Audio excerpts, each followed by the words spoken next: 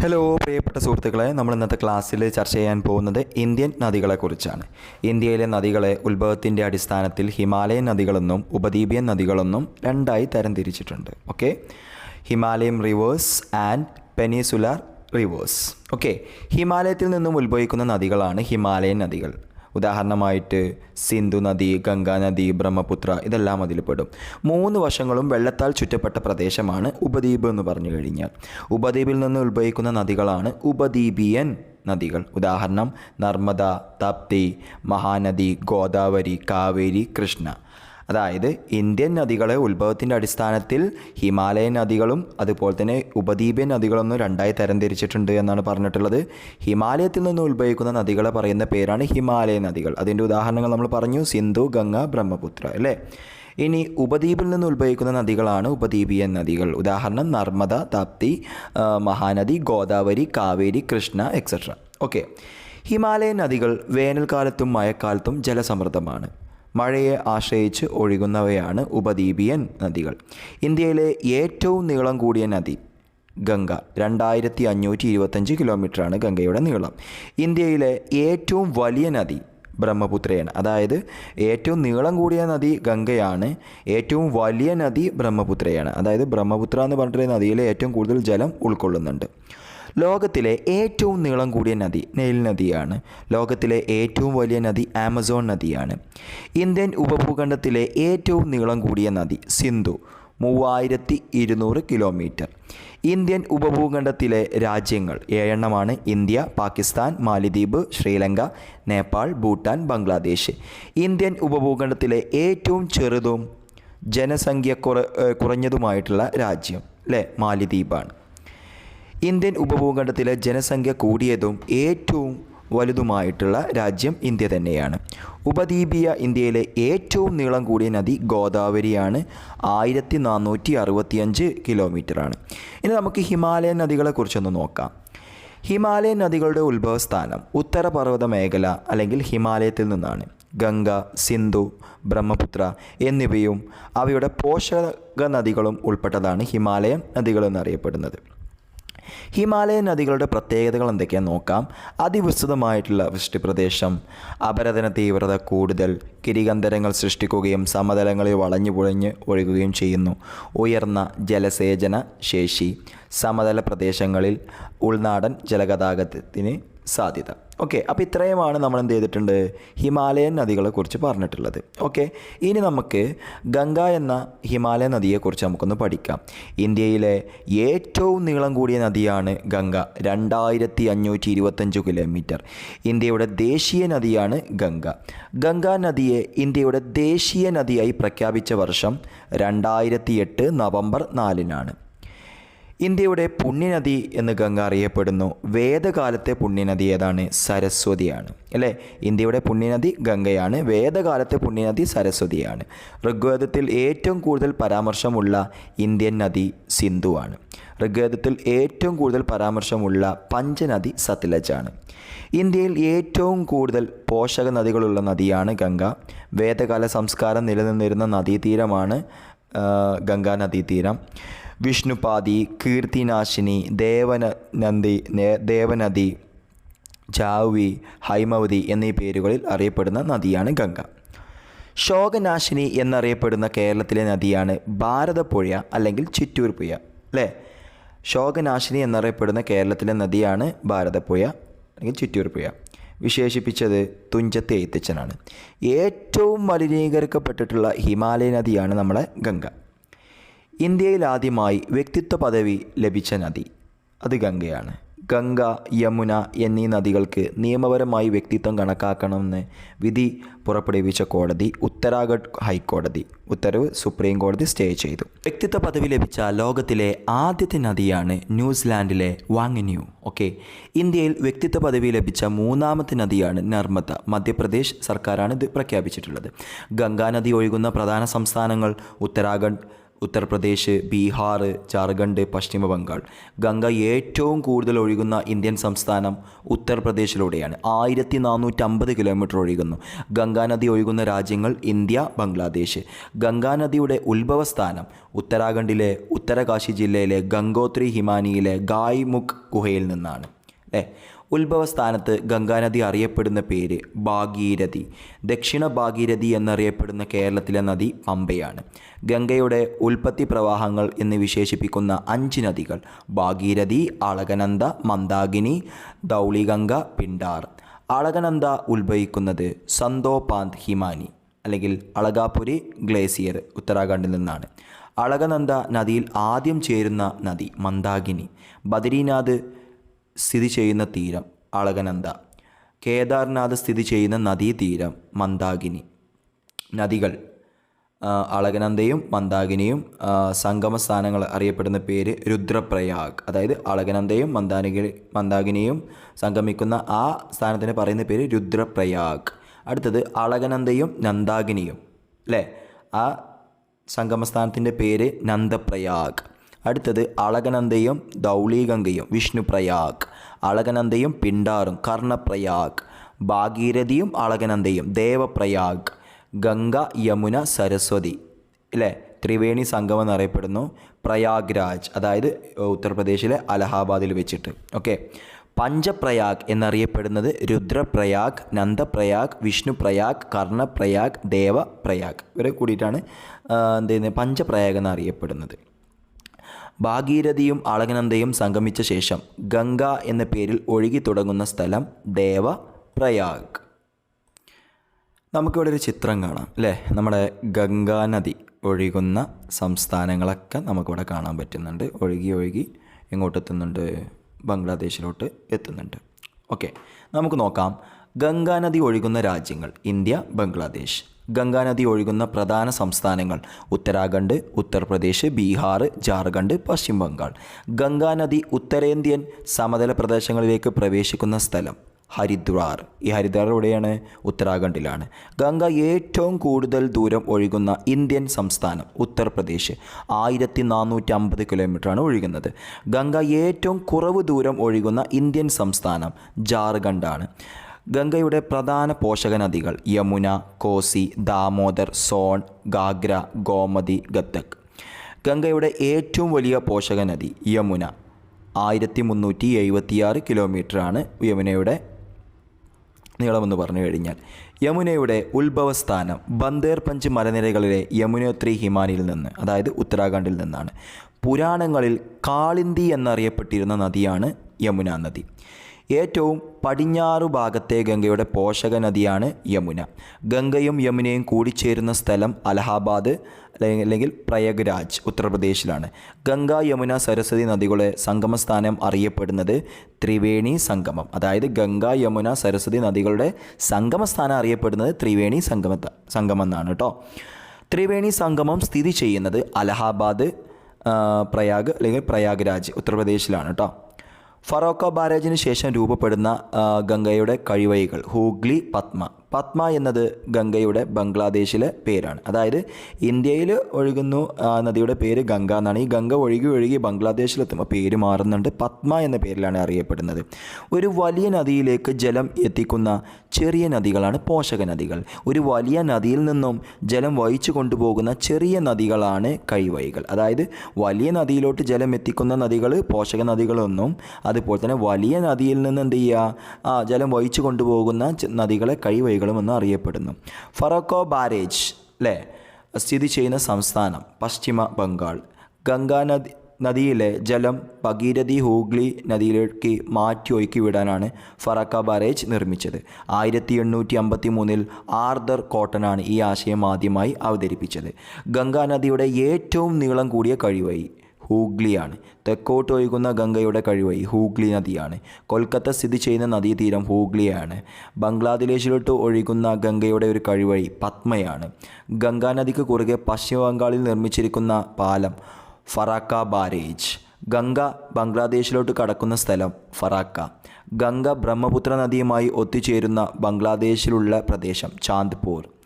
ജമുനയുമായി കൂടിച്ചേർന്നവരെ ബംഗ്ലാദേശിൽ ഗംഗ പത്മ നദിയായി ഒഴുകുന്നു. ബ്രഹ്മപുത്ര ബംഗ്ലാദേശിൽ ജമുന എന്ന പേരിലാണ് അറിയപ്പെടുന്നത്. ബംഗ്ലാദേശിൽ ബ്രഹ്മപുത്ര ജമുനയും ഗംഗ പത്മ ഒത്തുചേർന്ന് ഒഴുകുമ്പോൾ നദി അറിയപ്പെടുന്നത് മേഘ്നയാണ് എന്നാണ് പറഞ്ഞിട്ടുള്ളത്. പത്മ അതായത് ഗംഗ, ജമുന, ബ്രഹ്മപുത്ര എന്നീ നദികൾ ബംഗ്ലാദേശിലെ ചാന്ദ്പൂരിൽ വെച്ച് കൂട്ടിമുട്ടിയ ശേഷം മേഘ്ന എന്ന പേരിൽ തുടർന്നൊഴുകി ബംഗാൾ ഉൾക്കടലിൽ പതിക്കുന്നു. ഗംഗ ബംഗാൾ ഉൾക്കടലിൽ പതിക്കുന്നത് ഗംഗാസാഗർ ദ്വീപിലാണ്. ഗംഗയുടെ അഴിമുഖത്ത് സ്ഥിതി ചെയ്യുന്ന ദ്വീപ് ഗംഗാസാഗർ ദ്വീപ്.